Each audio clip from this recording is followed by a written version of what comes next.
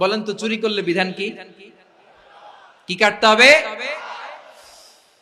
চুরির বিধান হলো হাত কেটে দাও। দাও সেটা গোপনে নয়, প্রকাশ্যে জনসম্মুখে হাত কেটে দাও।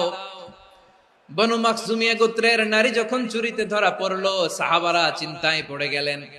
সবে মাত্র মক্কার লোকেরা কালিমা পড়ে মুসলমান হয়েছে, ইসলামের আইন কানুন তেমন জানে না, ইসলামী শরিয়ার সাথে বেশি পরিচিত নয়। এখন যদি বিশ্বনবী চুরির যেই বিধান এটা যদি কায়েম করে হাত যদি কেটে দেয়, না জানি মক্কার লোকেরা আবার বিগড়ে যায়, না জানি মক্কার লোকেরা আবার মুরতাদ হয়ে যায়, না জানি মক্কার লোকেরা ইসলাম থেকে দূরে সরে যায়।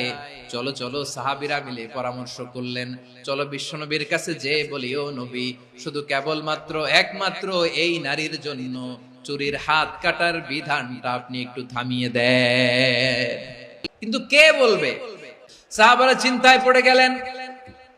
আল্লাহর নবীর সামনে দাঁড়িয়ে আল্লাহর দেয়া হুদুদ, আল্লাহর দেয়া বিধান থামিয়ে দেওয়া, মাফ করে দেওয়া, এই কথা বিশ্বনবীর সামনে বলার সাহস তো কেউ রাখে না।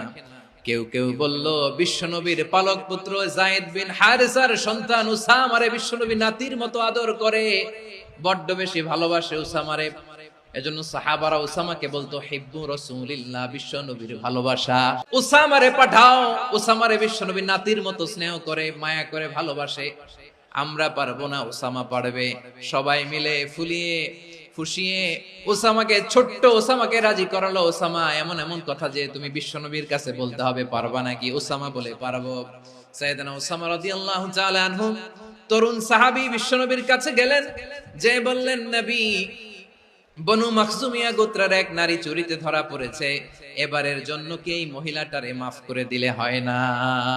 তোমার এত বড় সাহস উসামা, তুমি আল্লাহর হাত, আল্লাহর দেয়া বিধান, এটার ব্যাপারে সুপারিশ করতে এসেছো?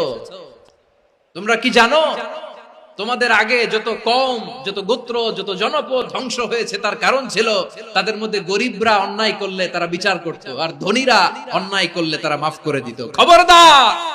ওয়া আইমুল্লাহ লাউ আন্না ফাতিমাতা বিনতি মুহাম্মাদিন সারাকাত লাকাতা মুহাম্মাদুন ইয়াদাহা। বিশ্বনবী বললেন, ওরে ওসামা, বনু মাখজুমিয়ার ওই প্রেস্টিজিয়াস এন্ড ডিগনিফাইড ফ্যামিলির মেয়ে তো দূর কি বাত, অনেক দূরের কথা। জেনে রেখো ওসামা, আমার কলিজার টুকরা, নয়নের পুটুলি ফাতেমাও যদি মক্কার জমিনে আজকে এই চুরির দায়ে ধরা পড়তো, আমি বিশ্বনবী মুহাম্মদুর রাসূলুল্লাহ ধরে ফাতেমার ডান হাতটা কেটে দিতে এক বিলম্ব দেরি করতাম না।